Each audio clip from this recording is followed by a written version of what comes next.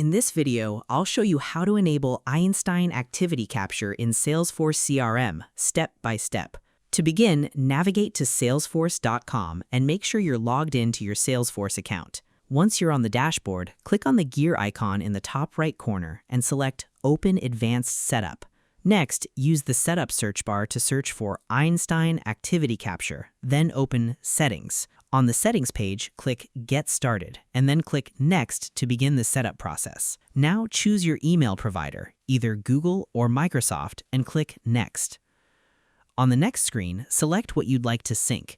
You can sync contacts, events, and emails, or disable any of these options using the toggle switches if you don't want them synchronized. After that, choose how much email information you want to share.